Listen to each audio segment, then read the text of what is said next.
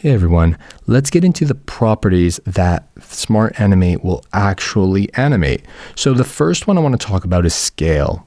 Let's jump right in because I have these connected. So I'm going to press the presentation button and we're going to see our scale flow over here. So what does it mean? If an object changes in size between frames, Figma will animate it shrinking or growing like that. Pretty sweet, right? If we go back to our design, we will see the on click interaction.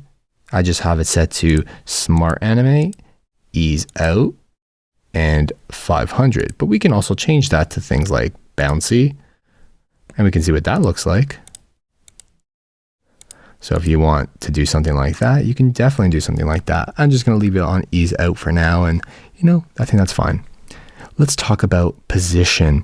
Figma will recognize if an object's location, that means its X and Y coordinates, have changed. It will then animate that object moving from its current position to its position in the destination frame. So in this destination frame, it's obviously turned on.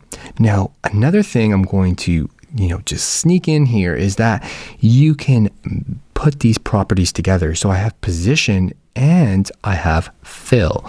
So I am changing the color as well. Let's see what that looks like.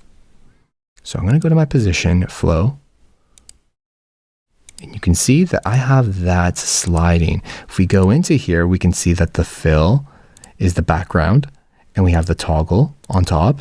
And this one over here, we can see the fill and toggle are the exact same name as in this frame, and their structure is exactly the same. So that's really important. Let's talk about opacity next. So opacity.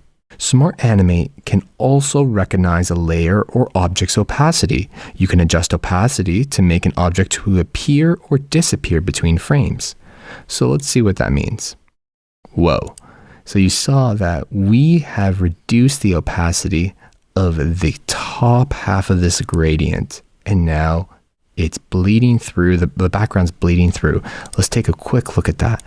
So if we look at our design, we can see that in this frame, we have that full linear gradient, but in this frame, I've removed the opacity from the top portion. So that's super cool. Let's jump into the next one, rotation. Okay, so Smart Animate also takes the layer's rotation and orientation into account. So if I click this, we can spin. Pretty simple. I just rotated this whole frame over here called rotation. It's actually a group, but I just quickly rotated, and you can see over here it's at 0, and at this point it's 180 degrees. And then the last one is fill. So Figma will also Smart Animate any changes to an object's fill. That means this allows you to animate changes between colors, gradients, and even images.